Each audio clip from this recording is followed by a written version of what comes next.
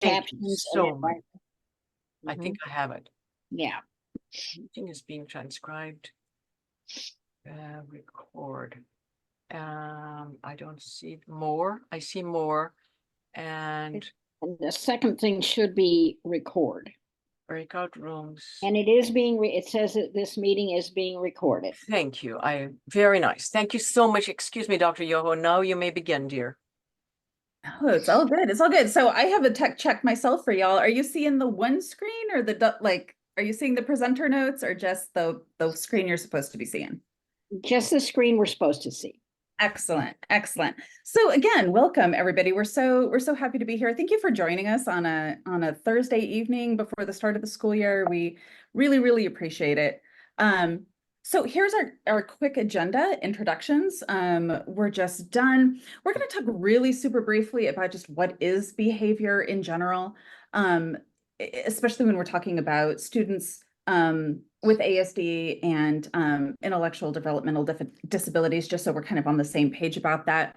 What do we know about that with regards to behavior? Dr. Zanton's going to give us a nice bit of information about trauma, specifically as it relates to this population, because it has such a role when we're talking about behavior. We're going to talk about some specific therapeutic interventions that are evidence-based, and then hopefully have some time for discussions and feedback from you all about what you're seeing out there, etc. So this is who we are. We were just wonderfully introduced, so I'm not going to belabor that. I am Louise Yoho from Southern. Dr. Zanton's up in Eastern, up from me in Eastern. And we just had a wonderful opportunity to meet all of you as well. So we're just gonna get right on to it here. So when we're talking about behavior, right, that is occurring at the school for our students who qualify for special education services, it's really important to put front and center that behavior is communication, right? Even those really big, sometimes scary behaviors, behaviors that we can't relate to or don't understand, they are still a means of communication, right? Including those self-injurious ones.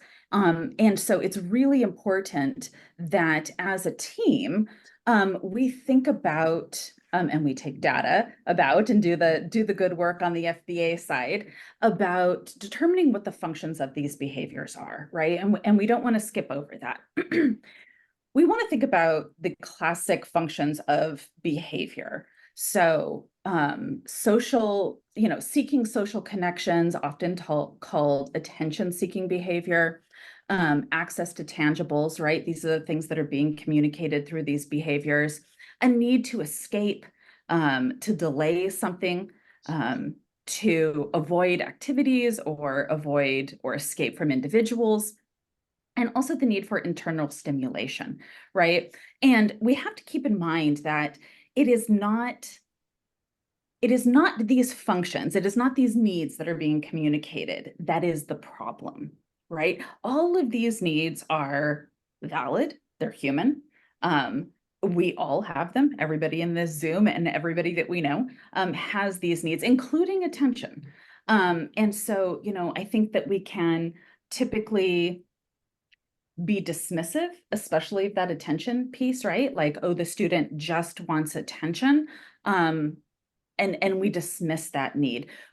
We don't want to do that, right? That's not the way that we should be approaching this. It's not the need for attention or the need for social connections that's the problem. It's the way that need is being expressed in that environment, right? That's the problem. And so what we want to do, same with escape, right? Same with avoidance. And so it's not the needs themselves that we want to ignore or suppress. We want to be able to have our students communicate these needs with us in ways that are healthier for them and healthier for people around them, right? And so, for example, if you're doing that kind of FBA, which typically we are going to see, right, when we're talking about students with autism or developmental disabilities, having behaviors that are rising to the level of needing more intensive intervention. Hopefully the team has done some sort of data collection, and we can see, some sort of clear patterns as they relate to the antecedent, what's happening prior to the behavior, the behavior itself, and being really clear about what that is. And then what those consequences are, consequence being something that comes right after the behavior, not like a punishment, right? So that we can start to see the communicative function that our students are trying to share with us. When we're talking about students with more complex support needs, especially students who aren't, maybe communicating verbally, this can become kind of a quagmire for practitioners, right? And by that, I just mean complicated to decode. And a lot of times what we're looking at too is students who are exhibiting behaviors, and those behaviors are actually fulfilling multiple functions, right? And so, we need to come at it from that lens more as a puzzle to decode, a way to find information so we can support students, and not how do we punish, right? That's not the lens that we're coming at this from. And also, I want to say right at the beginning too, when we're talking about behavior, there's no magic solution, right? There's no, I have a magic wand. Oh, your student is hitting another student. I have the perfect solution. It doesn't work like that, right? It has to be a team process. It's not, an person's problem. We have to utilize the resources that we have at hand. We have to utilize the knowledge of the people on our teams.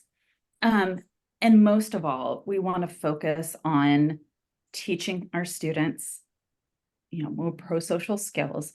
And we really want to focus on keeping students in their least restrictive environment.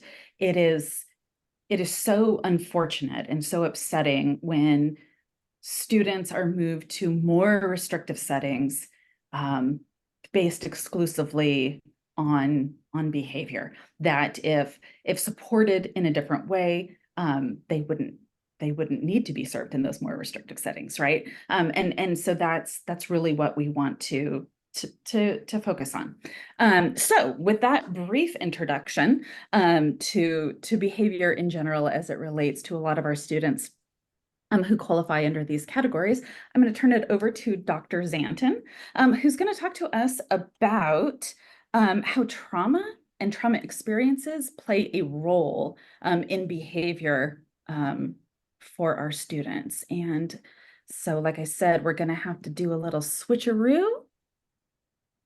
Dr. Zanton, are you able to hop in on that slide? Yeah, let me see how this goes.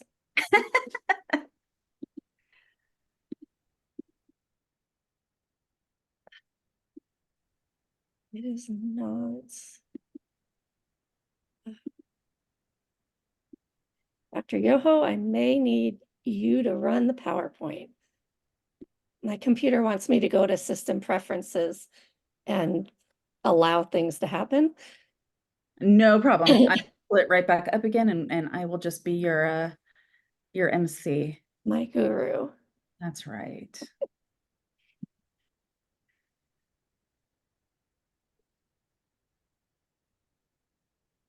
All right. All right, thank you. All right, so this is basically going to be an overview of trauma as it relates to students with intellectual disabilities or autism.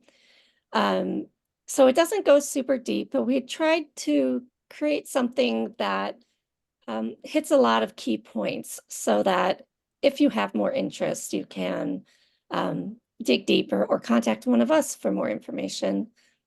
But to start out, answering the question, what is trauma? So trauma can be a single event, excuse me, or multiple events.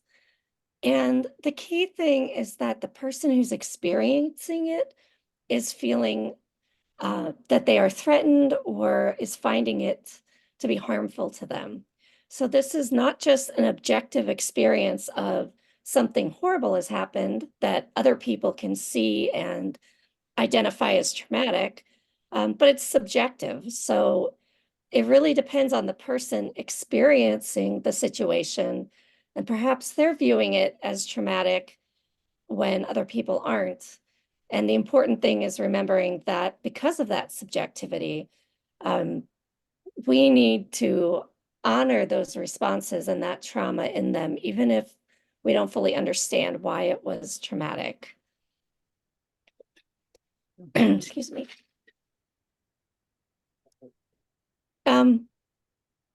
I put this in here just as a quick reminder about why trauma is such a big deal in young children. And this isn't necessarily children with disabilities. This is just children in general. One thing to keep in mind is that young children perceive things differently than teenagers or adults. They might find something life-threatening or traumatic that other people don't. They also have less control over their lives. They have much more of adults telling them what's going to happen, taking them different places. So that feeling of powerlessness during a traumatic event can just intensify the trauma for them. And as research is showing, trauma impacts brain development. So children who are experiencing something traumatic, or they're perceiving something as traumatic, it actually alters their brain, and it's permanent altering. So these are important things to keep in mind as we talk about trauma and why its effects are so important in kids we work with. Excuse me, I'm trying to get rid of this frog in my throat. Okay, so what can be traumatic? There's several categories, and we'll talk a little bit later about things that we wouldn't put in these categories that actually can cause traumatic emotions in our students. Students can be victims of crimes, as in abuse and neglect, but they can also witness violence if they live in a domestic violence situation, or you know, those poor kids in the Ukraine who are experiencing the trauma of this war and this violence and this loss are certainly being impacted by the trauma they're seeing, even if they themselves are not directly injured or impacted. And there is that loss. So it could be losing somebody close to them. It could be losing their freedom, losing their way of life from before the war started. And it can be more minor things as well. You know, loss of freedom simply in that more rules are imposed at home or at school, and you can't quite do what you want to do anymore. That could be perceived as traumatic for kids.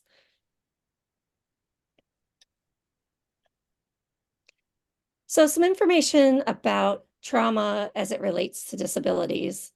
One thing that is really clear in the research is that if a student has a disability, they are more likely to experience a traumatic event in their life. Students with autism and learning disabilities have higher risks of maltreatment, whether at home or at school. And a research study by the Spectrum Institute back in 2013 found that 70% of the respondents who had disabilities reported being a victim of abuse. And of that 70%, 90% had experienced abuse multiple times. So extremely high rates of abuse, and therefore trauma. It's pretty terrifying. And women with intellectual disabilities who are in some sort of a relationship with another person are much more likely to be sexually assaulted or forced into some sort of unwanted sexual activity at the hands of their partner, because they don't have the resources necessarily to get themselves out of potentially harmful situations. So talking about students with intellectual disabilities, there is the belief that, and it's something that Dr. Yoho and I are very interested in terms of research, that simply living with a significant disability can lead to experiences that are perceived as traumatic. And that list there gives some reasons why not just those big traumatic events, but those little events, ongoing events, can build up over time and create trauma reactions and the feeling of being victimized. So self-determination, a lot of kids with severe disabilities are kind of managed. Their day-to-day life is very much decided for them. They may not have the emotional regulation skills to handle a situation that is perceived as traumatic. They may not be able to predict harm as easily and get out of potentially harmful situations. The need for support for daily life can be traumatic as well because, again, that self-determination and also you're relying on other people to do things for you, and you're not necessarily in control of who those people are and how they're going to support you. And just feeling different in general, knowing that there is something different about them, feeling that but not really understanding it can also relate really negatively to them.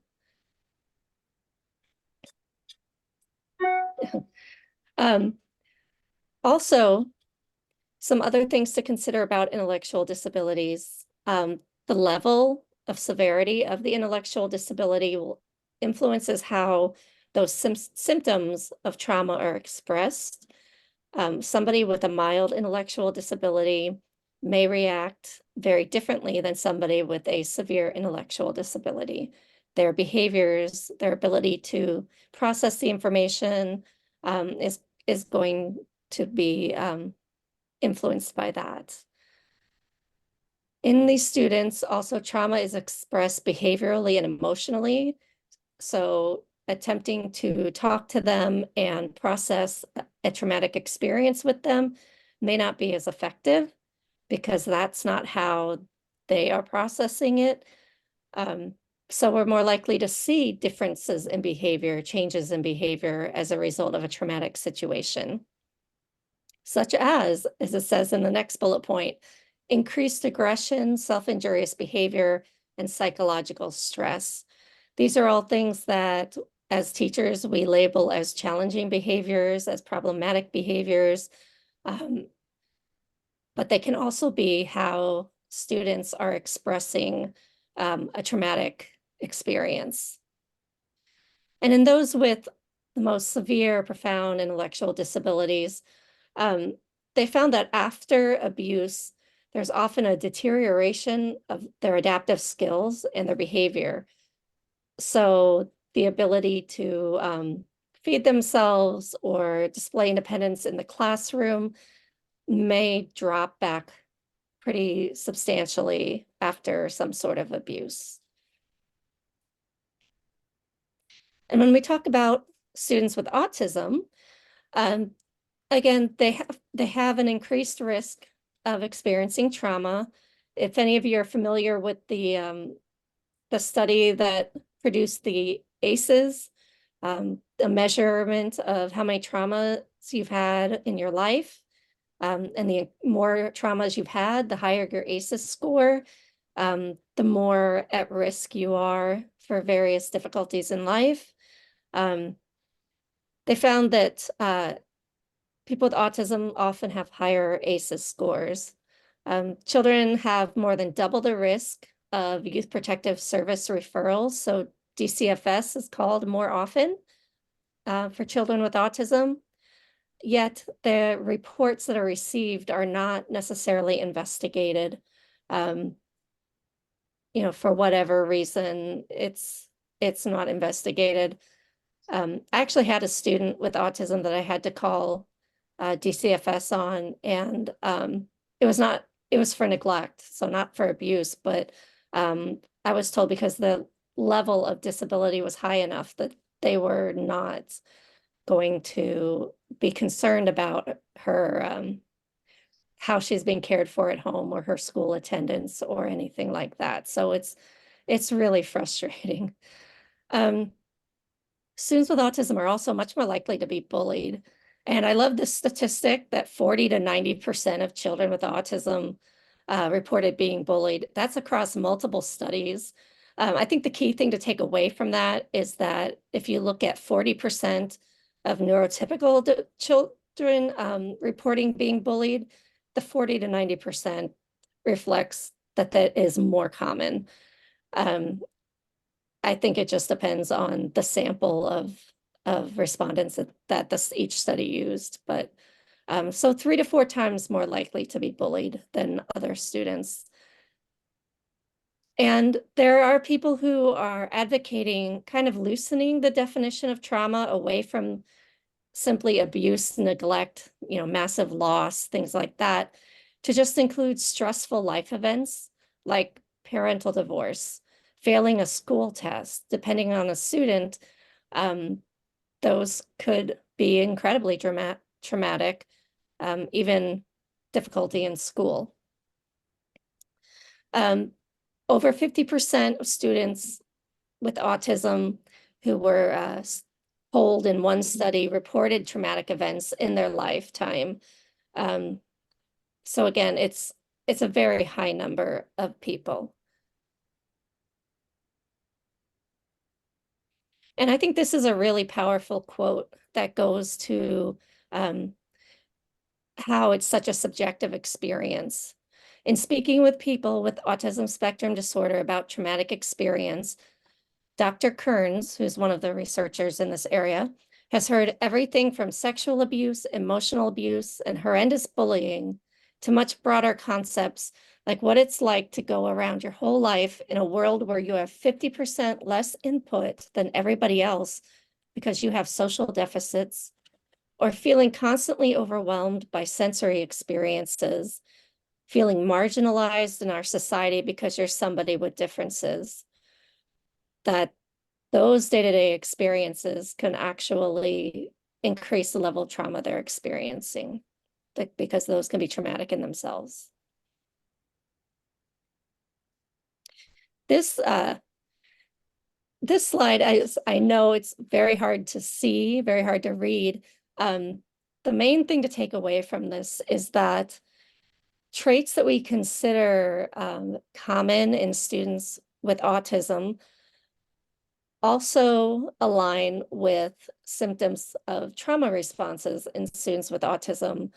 So, hypersensitivity, stimming, shame spirals and shutdowns, avoiding eye contact, inauthentic eye contact, expressions of emotion being atypical or repressed, things like that. It kind of bounces back and forth that it's present in both. So sometimes those signs of autism can also be magnified by trauma. And this poster comes from a website called Trauma Geek, and I just want to put a little plug for them. Trauma Geek has excellent information about trauma and living with autism.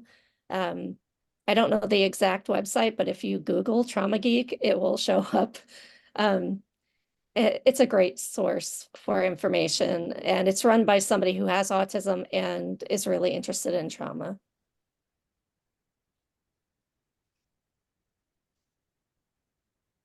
So what is the impact of the trauma? What is this actually doing internally to our students? For one thing, there is that hyperarousal, looking for danger, for triggers throughout their day. So they're kind of on edge. They're either too highly aroused or even too little aroused. The body can actually shut down a little bit to to protect their daily functioning, to protect their mind. They may perceive things in a distorted way, perceive people and events differently than somebody without trauma. And difficulty with flexible thinking and creative problem solving, which is often an issue in students with disabilities in general, can actually be magnified in these students. And then there's the physical discomfort, the headaches, the stomach aches, complaints of feeling unwell, things like that are often magnified.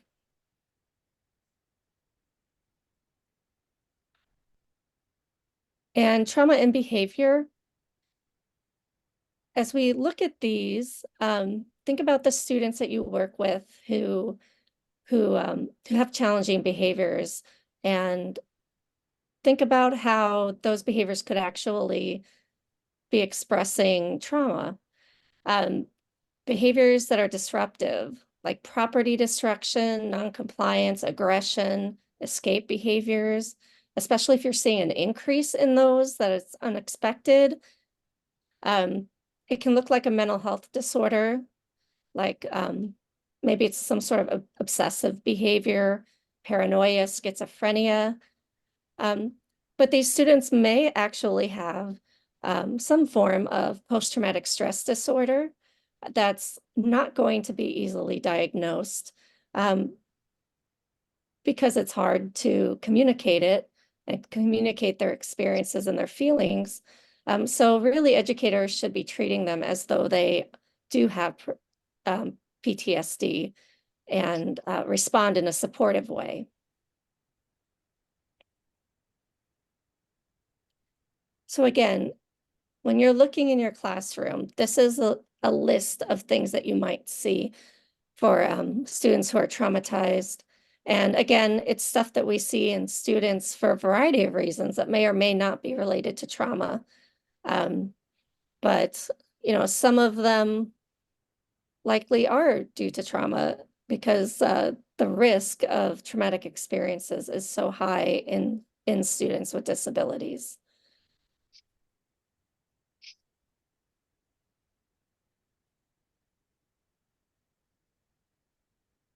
I was trying to find my way through all these little buttons to see where I could unmute myself.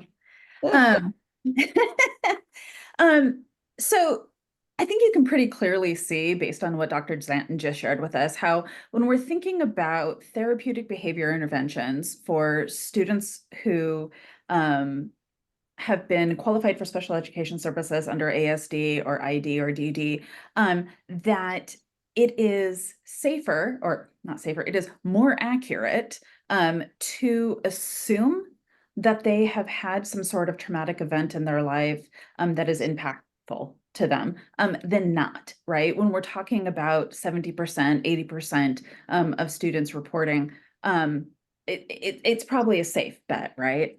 Or at least you won't go wrong treating people well, right? Treating kids well. So when we're thinking about, you know, our kids who are having behavior that is in need of some sort of intervention, what happens often is these typical school responses, right? These school discipline responses to behavior, to some of the things Dr. Zanton just talked about, right? And I think it's important for us to think about right at the beginning here too, of how these responses to behavior, these responses to student behavior can in themselves be compounding traumatic events, right? So if we're responding to student behavior by having, you know, really negative responses from the adults that they trust, or adults that are in trusted positions, when we're having them have increased contact with law enforcement, when there's seclusion, isolation, restraint, shaming of these students, denial of their sensory needs, right? You know, stop stemming, stop humming, stop tapping, you know, whatever it is.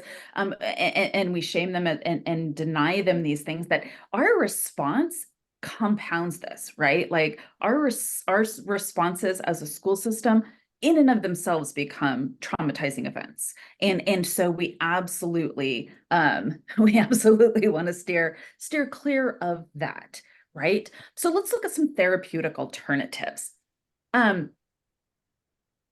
The research points us in a couple of different directions here, right? One of these directions is teaching specific skills. And that could be teaching academic skills, tools for executive functioning, teaching specific social behaviors, teaching emotional behaviors. And there's also this evidence base behind teaching specific resiliency skills, right?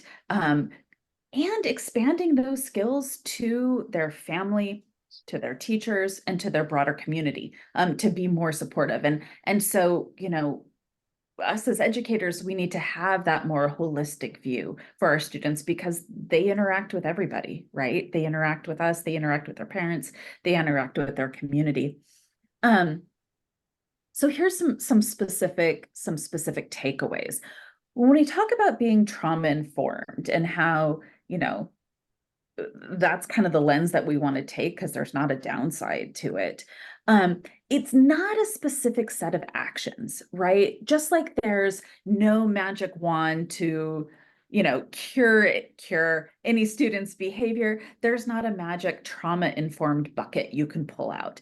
It really is more of a mindset, right? Of providing supports that are rooted in empathy, that are supportive and not punitive.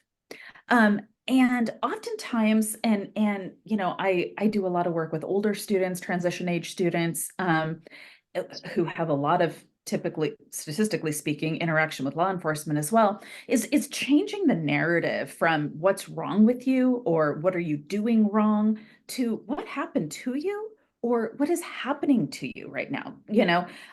Again, that changes our lens to be much more rooted in empathy. So here's some ways that we can do that. In schools specifically, right? We can specifically consider our students' learning profiles, right? We can be sensitive to their stress responses, whether those stress responses are the result of something that was traumatic, or if it's just their sensory wiring, right? For our kiddos on the spectrum. We want to validate and not be dismissive, right? We're not going to say, oh, that's not a big deal. That's going to probably have the opposite effect of what we want and certainly not be therapeutic, right? We have to remember too that it is the experience of our students that matters, even if we're not meaning to be threatening or scary, or a lot of times that's not the way our students perceive it, right? So we need to be cognizant of, when they go into that survival mode, we need to keep an eye out for when they get, triggered by something and they can't access those higher level skills like language. We shouldn't be bombarding kids with ASD with language anyway, right? That's not where they're at. That's not the best way for us to communicate with each other. We do want to work with our students to help them identify their emotional states, to be self-advocates for their particular needs, whatever that might look like. A lot of times that's non-verbally, still totally possible, right? We absolutely also want to avoid things like isolated timeout, physical restraint, any shaming kind of activities. The research also points us to something called ecological fit, right? Where we want to, again, this goes back to reduce isolation, support social competence, help our students increase their specific coping skills. A lot of times that takes direct teaching, right? Like they're not going to learn tangentially as much as their peers are, right? We need to have them be embedded in those social settings and in those community settings where they can practice those, right? Leverage your community-based instruction so that they can practice the skills in the locations and with the communities that they're going to need to as they leave school, right? And, often, unfortunately, our school environments, even in special education contexts, really don't have that ecological fit, right? We're pulling students out, we're putting them more isolated. That's not what we need here, right? That's not what the research shows us. When we talk about teaching specific skills, I don't want us to be like laser focused just on the behavior itself, right? You know, Joe continues to hit his desk, and the hitting of his desk escalates into the flipping of the desk, right? What we know from research is that behavior is often, very often, coupled with other difficulties, right? Whether that's academic difficulties like reading, writing, math, can also be combined comorbidity, right?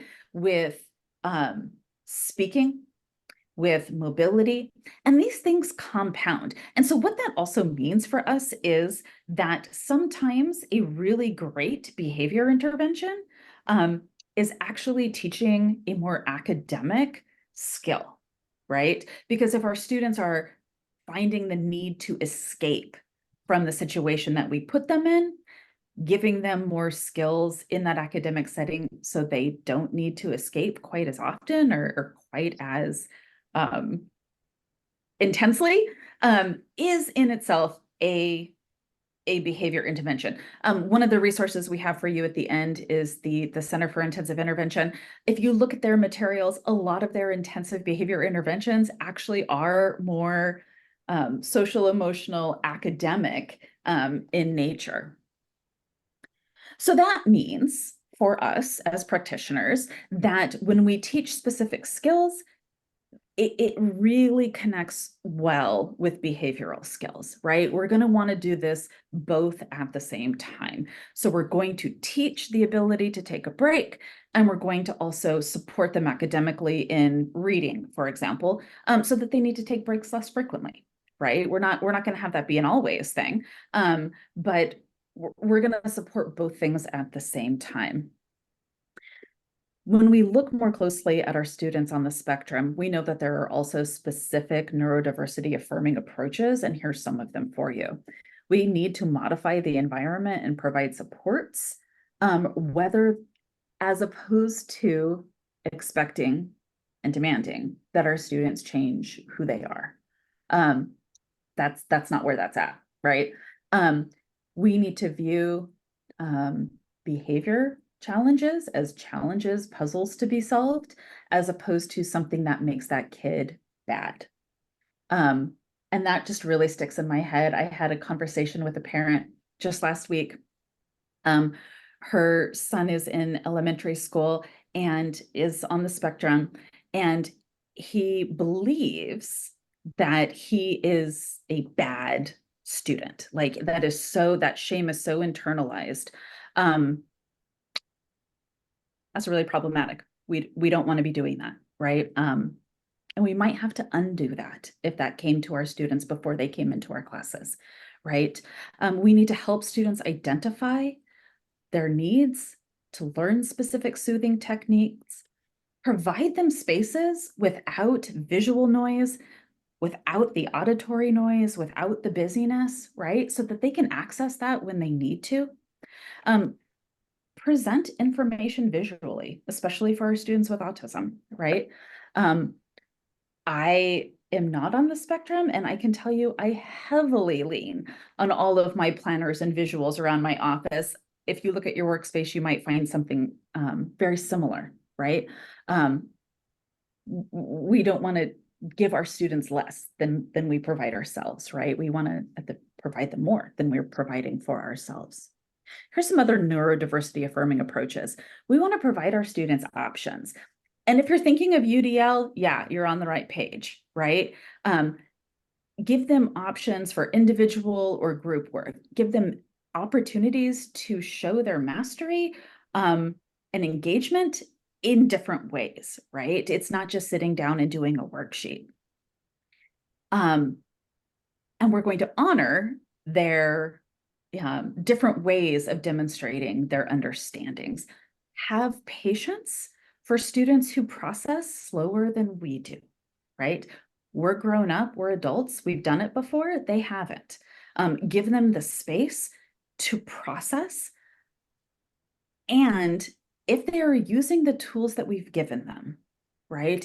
If we have extended time on task, if we've provided those sensory spaces that are less busy, if we're providing them with fidgets or break cards, we absolutely do not want to punish students when they use those tools, right? We taught them how to do it, we provided them, we're not going to make them feel bad or shame them or deny access to these things once we provide them.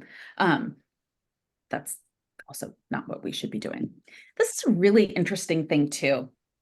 And is the idea of rapport. And I think this is absolutely fascinating. It clicks with me. It absolutely makes sense. But there's a lot of research coming out specifically around autism, that is showing that the rapport between the teacher, or I put / therapist there because, maybe they're having ABA services, maybe there's a speech therapist, an OT, right? The rapport between that adult and the student is absolutely essential when it comes for behavioral intervention success, right? And people are taking, out of a 60-minute session, they're taking 20 or 30 minutes just building rapport with the student, making them safe, building a relationship with them so that they know you're a trusted adult.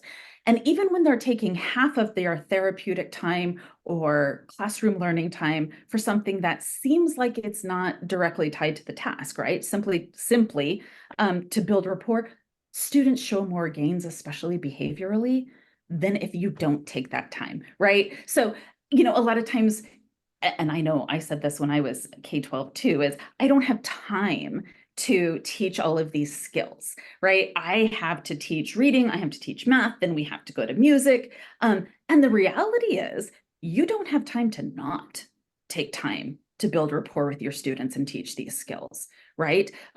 You just don't. And so, students have more academic gains, and they certainly have more behavioral gains when we take the time to build rapport. And truly, our students know when we don't like them. Our students know when we're happy that they're not there. And if you think that that doesn't influence the way they behave in your classroom, and I mean, right, it absolutely does. It absolutely does. So yeah, here we go. It increases engagement, and just you can even see it in the brain. It's great. I know I don't want to run us over, so I'm just going to show you a couple things. I want you to be aware when we're talking about behavioral interventions that there is this acting out cycle, where, if we're going to do something that is an intervention, we need to be really deliberate about when it is we're doing this, right? We're not going to try to throw a bunch of language at our students when they're here at that peak, right? They are in absolute crisis mode, the height of that behavior, desks are getting thrown, stuff's coming off the walls, and you're going to have 6 adults in the room going, make good choices.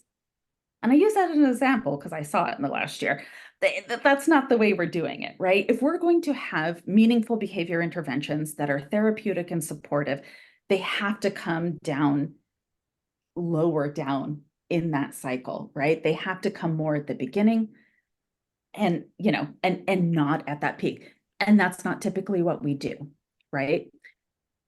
So students with autism or developmental disabilities, visual cues are going to be key, because when we're upset, that language goes, that critical thinking goes.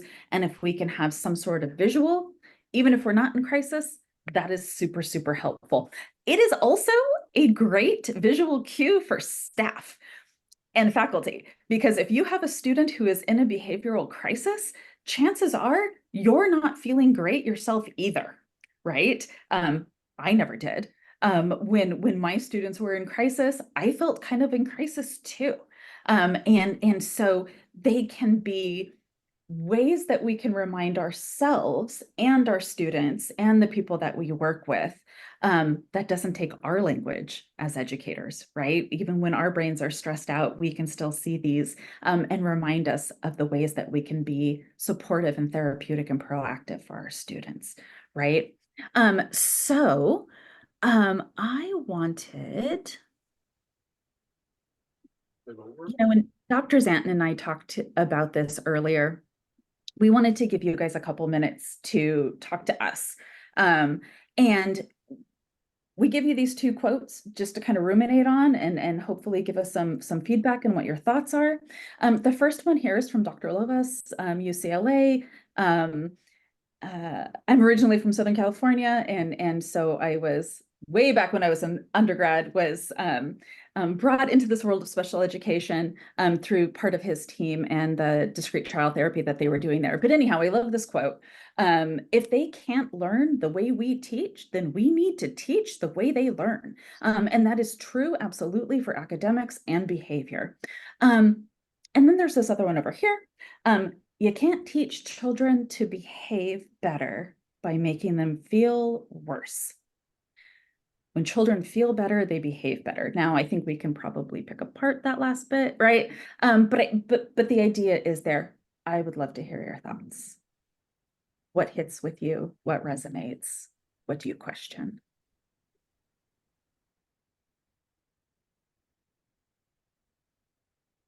One of the things that you mentioned, and I also do professional development on behavior, and so much of what you said tonight is exactly what I say. And so I appreciated all of this so very much. But one of the things that I talk about, and you mentioned it too, is the slow processing and having the patience for slow processing. I tell my people all the time, you know, when somebody is super hyper and they're just always on the go and they're just always getting things done, we don't tell them to slow down. So why are we telling the kids who are slower processors to speed up? Love that. Love that. Thank you, Shelley. Absolutely. Other peeps. I really loved your slide, the poster with the, if you could skip back to that maybe a little bit. What I thought about that one was This one here? yes, the traits of autism versus autism trauma. And when I looked at the trauma piece, I really thought, well, that's a lot of what trauma indicators for everybody, for lots of people. But what can happen, I feel like sometimes, is we don't recognize it in students with autism because it's a typical sort of trait of autism. Yes. So you'll miss it oftentimes because their reactions are, their typical reactions can be very, very much autism. So I think that that's a very nice one to say, that, a very nice way to put that, to be able to say, you might not recognize it because sometimes it might be elevated a little bit, but it might not. This is what don't ignore it just because it's typical of students with autism. Absolutely. Absolutely. Thank you so much, Terry. Of course, I'd like to know, Dr. Yoho, where you did your research in incarcerated population. I work in a juvenile detention center, and I've published on county juvenile detention centers, but not state juvenile detention centers. And I'm lucky enough to be involved in a national affinity group through Texas State University, and I keep in contact with people throughout the nation. So it'd be interesting to see where exact level you are and where you are. And I've recently partnered with the Illinois Council for Transition to Work with the University of Illinois. And so I'm interested to hear specifics on your case, but I'll add, so I work in juvenile detention, and I commonly say I've seen more kids than anyone because I'm a short-term detention center. I've seen 3,000 kids. I commonly tell staff members, kids can't be mad forever. Let them be mad. Everyone's got to drop. The body physiologically can't stay there. And once they drop, it's too much energy. Then you can go talk to them, but let them be. And a lot of people like you guys have said, want to solve the problem in the moment. Never going to happen when you're mad. Wait 10 minutes, 20 minutes, but I guarantee after an hour, no one physiologically can stay mad. It's just impossible.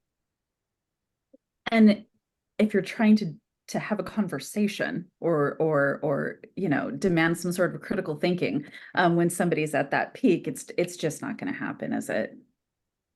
No. And they fall quickly, I mean, you can't stay there. Yeah, absolutely. I'm going to pull that up again. I love this visual. I know there's all sorts of iterations of it. This one's actually from the Iris Center. Yeah, I think that goes to what you're talking about, right, David? The when you're up there at that peak, it's got to come back down again. And it's That's biological not as the well as place right there for psychological. interventions. Yep. And it's biological as well as psychological. It's whole body. Yes. Absolutely. Thank you. Well, thank you so much, Dr. Yoho and Dr. Zanton. It's Yes, wonderful thank you. to hear you speak. And I think this is the first presentation I have heard with the classical behavioral theory aligned with classical trauma knowledge. We've developed that in recent years, and it's tremendous to hear you both speak. I'm going to stop the recording now, but let me see. I really quick ask, is there any way we can get Yes. I think that's So- one tricky part for us. I feel like we have, from 16 to 22 students every year. We have 6 staff, and it's probably 9 times out of 10 when we come in when a student has escalated, it's because of something that staff had said or didn't just take that step back, or the way it was presented. And then, as teachers, we have all of this knowledge, right? We've been trained, and, and not to their fault, but staff haven't been trained and they don't have the, the knowledge base, or the experience. So we have to come in and kind of clean up. So, and then it's, anyway, so just would like to have some tools and visuals for them as well. Absolutely happy to. So we can follow up more specifically with